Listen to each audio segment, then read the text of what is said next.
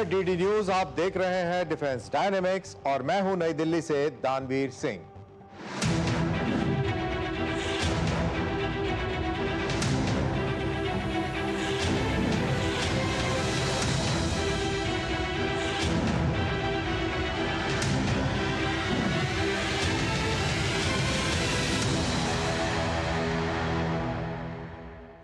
Europe का सबसे ताकतवर न्यूक्लियर विमान वाहक युद्धपोत भारत में क्यों आ रहा है, हम बताएंगे। और चीनी इंजीनियर्स को सुरक्षा प्रदान करने में पाकिस्तानी सेना की क्षमता पर सवाल क्यों खड़े हैं, क्यों चीन प्राइवेट सिक्योरिटी गार्ड्स को पाकिस्तान लेके आ रहा है, इसके बारे में विस्तार में विश्लेषण करेंगे। और साथ ही लैंडिंग प्लेटफॉर्म रॉक्स क्या हैं, इलेक्ट्रॉनिक प्रोपल्शन सिस्टम नौसेना के फ्यूचरिस्टिक जहाजों के लिए क्यों आवश्यक है, ये सारी चीजों के ऊपर हम बात करेंगे अगले 30 मिनट में।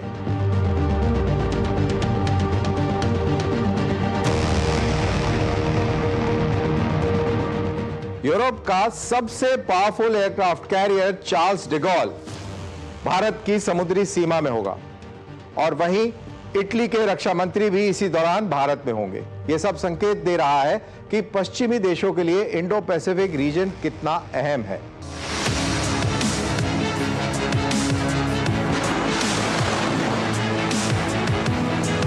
$42,500 टन वजनी परमाणु एयरक्राफ्ट कैरियर चार्ल्स डिगॉल अगले महीने के मध्य में 3 अन्य फ्रांसीसी युद्धपोतों के साथ भारत आएगा और यहां 3 से 4 दिन तक रहेगा।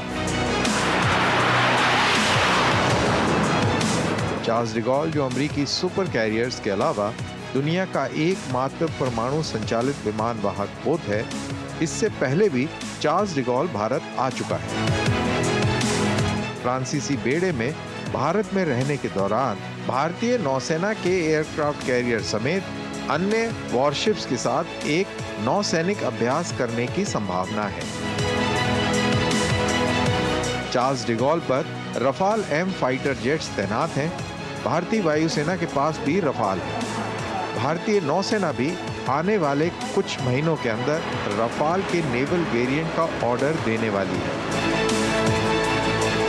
और इसके अतिरिक्त फ्रांसीसी निर्मित स्कॉर्पियन सबमरीन भी भारत की नौसेना के बेड़े का एक अहम हिस्सा है। फ्रांस के सबसे शक्तिशाली न्यूक्लियर एयरक्राफ्ट कैरियर का नाम फ्रांसीसी राष्ट्रपति चार्ल्स डिगॉल के नाम पर रखा गया है।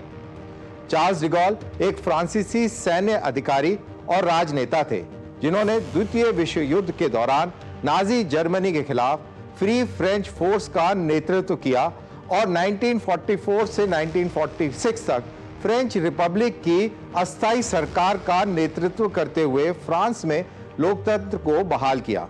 उन्होंने फ्रांस का संविधान लिखा और उसके तहत वे राष्ट्रपति चुने गए।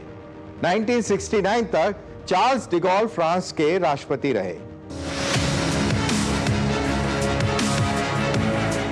फ्रेंच नेवी का प्रमुख जहाज चार्ल्स डिगॉल 2001 में कमीशन हुआ। ये फ्रांस का 10वां एयरक्राफ्ट कैरियर है और पहला परमाणु संचालित युद्धपोत। अमेरिका की नौसेना के बाहर ये दुनिया का एकमात्र परमाणु संचालित एयरक्राफ्ट कैरियर है। चार्ल्स डिगॉल पर दसों रफाल एम और E-2C हॉकआई जैसे विमान और विभिन्न प्रकार के यूरोकॉप्टर्स तैनात हैं और साथ ही ये जहाज एस्टर मिसाइलों से भी लैस है। ये एक कैटोबार प्रकार का कैरियर है जो 2 स्टीम कैटापुल्ट का उपयोग करता है। ये कैटापुल्ट सिस्टम अमेरिकी निमित्ज क्लास एयरक्राफ्ट कैरियर पर लगे सिस्टम का छोटा संस्करण है। चार्ल्स डिगॉल दुनिया का एकमात्र गैर अमेरिकी कैरियर है जिसमें कैटापुल्ट लॉन्च सिस्टम है। चार्ल्स डिगॉल का भारतीय जल क्षेत्र में मौजूद होना ये संकेत देता है कि रूस यूक्रेन युद्ध के 1000 से ज्यादा दिनों तक चलने के बावजूद हिंद प्रशांत महासागर क्षेत्र को लेकर चिंताएं बनी हुई हैं। खास तौर पर दक्षिण और पूर्वी चीन सागर में चीन की आक्रामक नीतियों के कारण अमेरिकी नौसेना अपनी ताकत के साथ यहां मौजूद है। इस क्षेत्र में अमेरिका के महत्वपूर्ण सहयोगी हैं, जैसे जापान, दक्षिण कोरिया और ऑस्ट्रेलिया जो चीन की विस्तारवादी नीतियों से खतरा महसूस करते हैं, और इस सब के बीच ताइवान को लेकर भी चिंताएं सबसे अधिक हैं। जैसा लोग अक्सर कहते हैं, भरोसा सोने से भी ज्यादा कीमती होता है। ये बात हमने कई लोगों से सुनी होगी, लेकिन जब यही बात चीन की कम्युनिस्ट पार्टी के अंतर्राष्ट्रीय विभाग के केंद्रीय समिति के मंत्री लुई जियानचाओ ने पाकिस्तान में कही, तो उसका मतलब काफी गहरा जाता है। यानी कि इन दोनों मुल्कों के बीच में सब कुछ अच्छा नहीं चल रहा।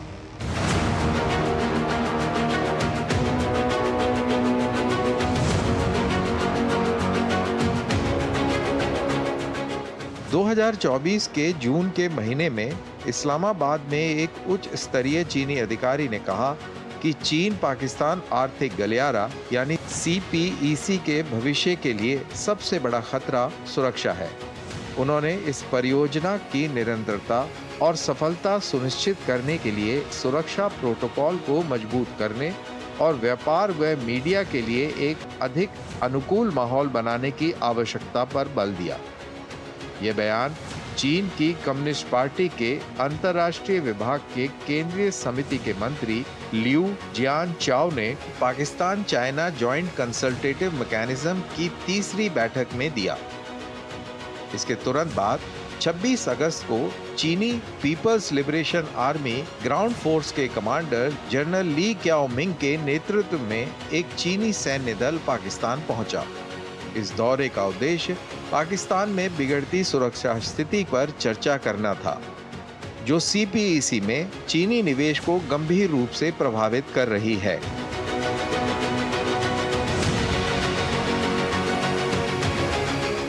यह मुद्दा इतना गंभीर था कि इसे पाकिस्तान के प्रधानमंत्री शहबाज शरीफ, रक्षा मंत्री ख्वाजा आसिफ और सेना प्रमुख जनरल आसिम मुनीर के साथ भी उठाया गया।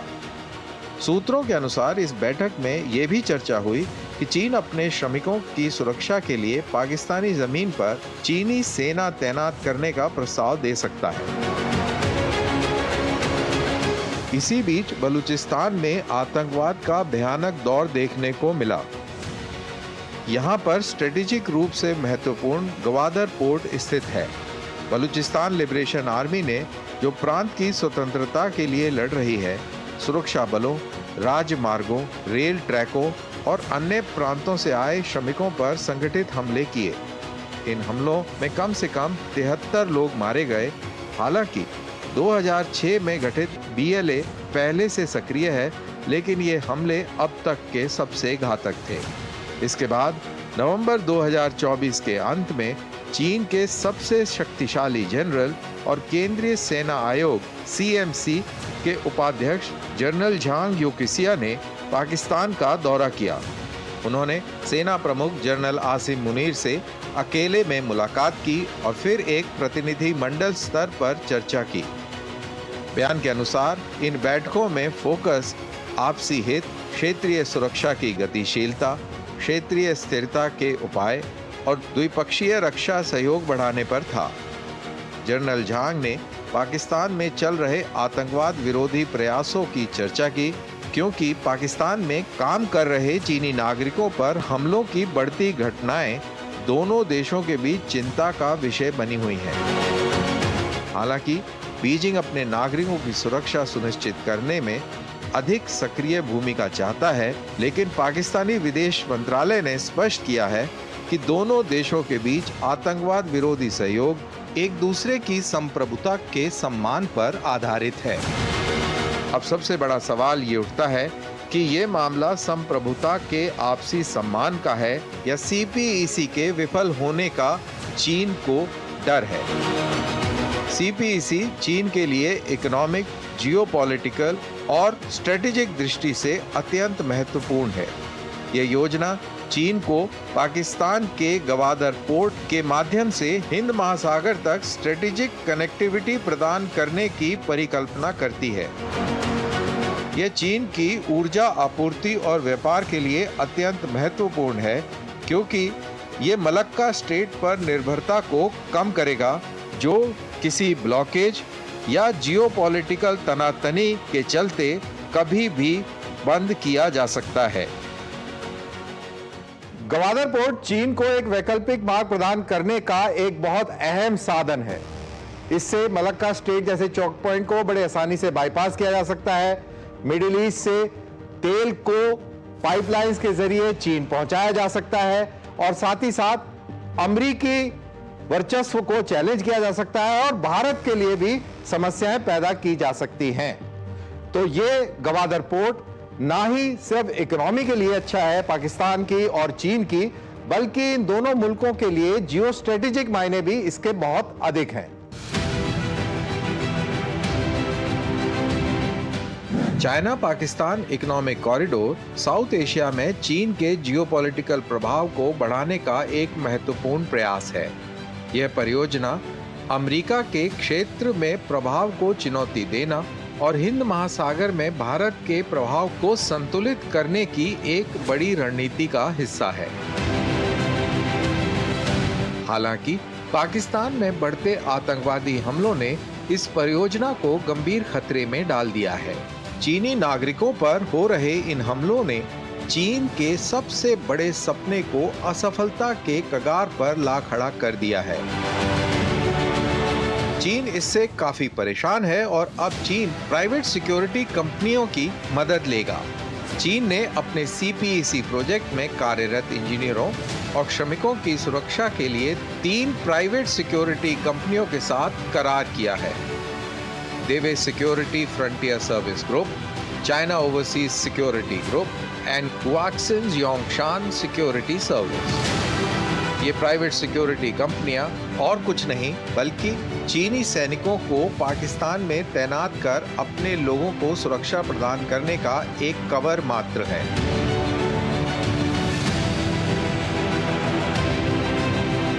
हाल ही में 300 से अधिक चीनी सैनिक पाकिस्तान में वॉरियर 8 नाम के एक आतंकवाद विरोधी अभ्यास में शामिल हुए। इस प्रकार की सैन्य साझेदारी भविष्य में और बढ़ सकती है।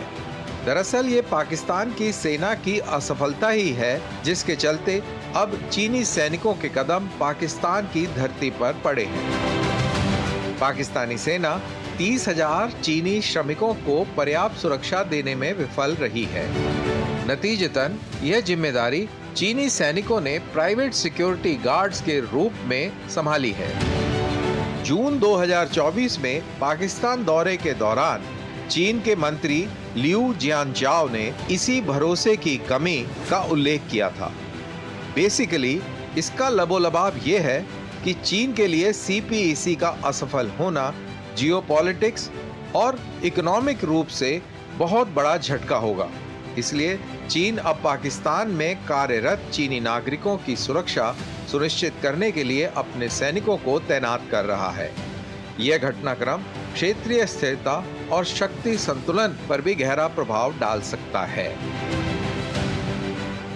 अब खबर पड़ोसी देश पाकिस्तान की नेवी के हवाले से। पाकिस्तान चाइना की मदद से 50 वॉरशिप वाली नेवी बड़ी तेजी से बना रहा है। ये तब है जब पाकिस्तान की माली हालत काफी खस्ता है। नौसेना अध्यक्ष एडमिरल दिनेश के त्रिपाठी ने चिंता व्यक्त करते हुए यह भरोसा जताया कि भारतीय नौसेना 2035 तक 173 वॉरशिप्स वाली नेवी होगी, जो चीन और पाकिस्तान की सभी चुनौतियों से निपटने में सक्षम होगी। भारत की नेवी बड़े जहाजों का निर्माण करने की योजना बना रही है, जैसे लैंडिंग प्लेटफॉर्म, डॉक्स और तीसरा एयरक्राफ्ट कैरियर। हाल ही में भारत और यूके ने एक समझौते पर साइन किए हैं, जिसके तहत इलेक्ट्रिक प्रोपल्शन सिस्टम के डिजाइन और डेवलपमेंट में सहयोग किया जाएगा। लैंडिंग प्लेटफॉर्म डॉक्स क्या होते हैं और इलेक्ट्रिक प्रोपल्शन सिस्टम की आवश्यकता क्यों है, आइए जानते हैं इस रिपोर्ट से। भारतीय नौसेना पहले ही एक अमेरिकी मूल का लैंडिंग प्लेटफॉर्म डॉक ऑपरेट कर रही है, जो ऑस्टिन क्लास का है और जिसका नाम INS जलश्वा है। लैंडिंग प्लेटफॉर्म डॉक्स एक नौसैनिक जहाज होता है जो एम्फीबियस ऑपरेशन का समर्थन करता है, यानी यह जहाज थल सैनिकों को समुद्री रास्ते से समुद्र के किनारे पर ले जाने और उतारने में मदद करता है, जहां उतरकर वो हमला कर इलाके पर कब्जा करते हैं। लैंडिंग प्लेटफॉर्म डॉक यानी LPD एक वेल डेक होता है, जिसे मिनी ड्राई डॉक की तरह पानी से भरा जा सकता है, जिससे जहाज लंबी दूरी तक टैंक लोडेड लैंडिंग क्राफ्ट्स को ले जा सकते हैं और फिर उन्हें समुद्री तट पर उतार देते हैं। आधुनिक एलपीडी हेलीकॉप्टरों को भी ऑपरेट करते हैं। आईएनएस जलश्वा में वेलडेक है जिसमें 4 LCM-8 मैकेनिकल लैंडिंग क्राफ्ट रखे जा सकते हैं। अगर इसे दूसरे तरीके से कहें तो आईएनएस जलश्वा से 4 सेना के टैंकों को बीच पर उतारा जा सकता है। इस लैंडिंग प्लेटफॉर्म डॉक पर हेलीकॉप्टर संचालन के लिए एक फ्लाइट डेक भी है जिससे 6 मीडियम हेलीकॉप्टर्स एक साथ ऑपरेट किए जा सकते हैं।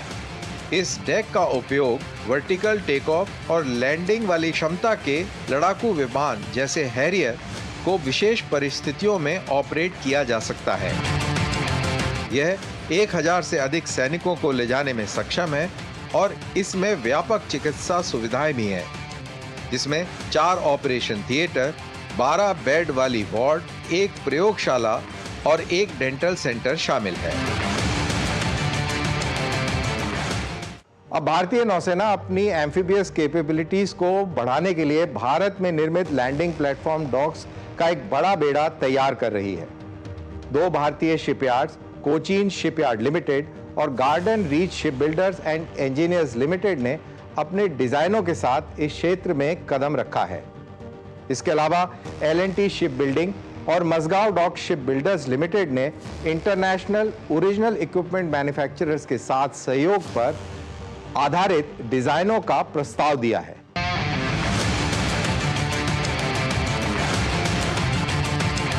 भारतीय नौसेना द्वारा योजनाबद्ध लैंडिंग प्लेटफॉर्म डॉक शानदार क्षमता के होंगे।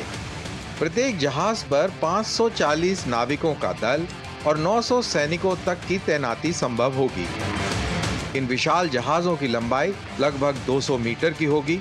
गति के मामले में इनकी क्रूजिंग स्पीड 14 से 16 नॉट्स के बीच में होगी और ये 10,000 नॉटिकल माइल्स तक की रेंज प्राप्त करने में सक्षम होंगे, जो लंबे समय की तैनाती के लिए आदर्श है।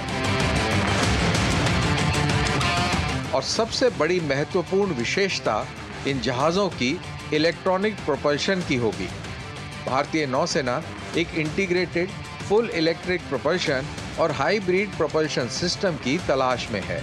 Integrated electric propulsion IEP, full electric propulsion FEP या integrated full electric propulsion IFEP एक ऐसा सिस्टम है जिसमें गैस टरबाइन या डीजल जनरेटर या दोनों 3 फेज की बिजली पैदा कर सकते हैं, जिसका उपयोग इलेक्ट्रिक मोटर्स को चलाने के लिए किया जाता है, जो या तो प्रोपेलर या वाटर जेट को चलाते हैं। इस प्रणाली से क्लच की आवश्यकता को समाप्त किया जाता है और गियर बॉक्स की आवश्यकता को भी इलेक्ट्रिक ट्रांसमिशन से कम या समाप्त भी किया जाता है। कुछ नए परमाणु शक्ति संचालित युद्धपोत भी IEP का एक रूप उपयोग करते हैं, जिसमें एक परमाणु पावर प्लांट द्वारा स्टीम उत्पन्न की जाती है, जो फिर टरबाइन जनरेटर को चलाती है और ये जनरेटर इलेक्ट्रिक प्रोपल्शन मोटर्स को शक्ति प्रदान करते हैं। इंजन और प्रोपल्शन के बीच मैकेनिकल सिस्टम्स को समाप्त करने के कई फायदे हैं, जैसे इंजन का जहाज में लगाने को लेकर अधिक स्वतंत्रता, शिप के हल में लगे रिवायती इंजन की तुलना में कम शोर करना और वजन भी काफी कम किया जा सकता है। नॉइज सिग्नेचर को कम करना विशेष रूप से महत्वपूर्ण है, क्योंकि ये नौसैनिक जहाज़ों को अपनी लोकेशन को छुपाने और दुश्मन को भ्रमित करने में मददगार साबित होते हैं। इन LPDs में युद्ध की स्थिति में मुकाबला करने के लिए कई मजबूत हथियार प्रणालियां भी होंगी, जिसमें 32 वर्टिकल लॉन्च शॉर्ट रेंज सतह से हवा में वार करने वाली मिसाइल्स और 16 एंटी शिप मिसाइल्स शामिल होंगी। इसके अलावा एक क्लोज इन वेपन सिस्टम की मांग भी की गई है, जिसमें electro optical fire control, stability mount के साथ भारी मशीन गन और डायरेक्ट एनर्जी वेपन शामिल होंगे। साथ ही मीडियम मशीन गन भी इन जहाज़ों पर लगी होगी।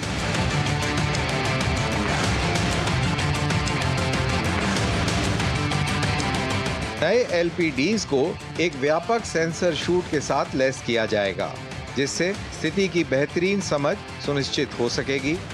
इसमें एक कंबाइंड एयर और surface surveillance radar, 3D air surveillance radar और सरफेस सर्विलेंस रडार जैसी इलेक्ट्रॉनिक वॉरफेयर को समर्थन देने वाली प्रणालियां शामिल होंगी और इन सभी LPDs को इलेक्ट्रो ऑप्टिकल, इंफ्रारेड सर्च और ट्रैक सिस्टम्स काफी मजबूती प्रदान करेंगे।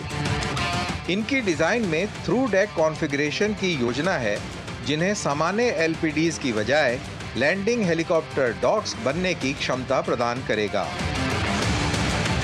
ये कॉन्फ़िगरेशन हेलीकॉप्टर संचालन को सीधा हैंगर से लैंडिंग डेक तक ऑपरेट करने की सुविधा प्रदान करेंगे। इसमें कम से कम 2 भारी lift helicopter, 12 special operation helicopters और 2 नेवल शिपबोर्न अनमैन्ड एरियल सिस्टम शामिल होंगे।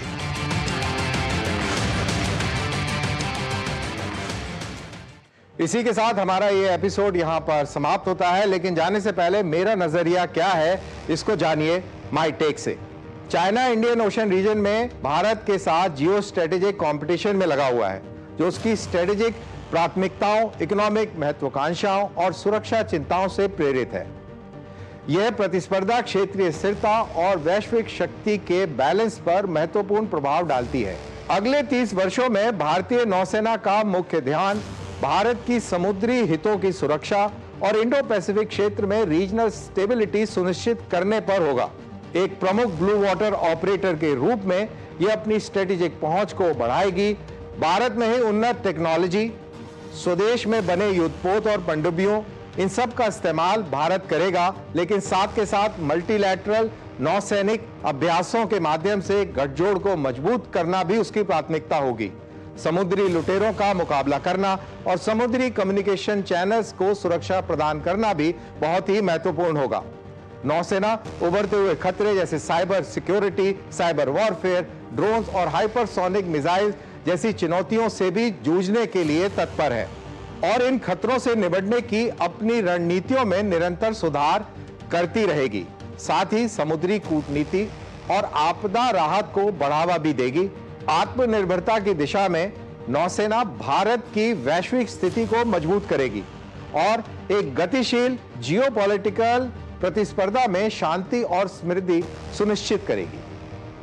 अगले हफ्ते रक्षा से जुड़ी नई खबरें और उनके विश्लेषण के साथ मिलते हैं।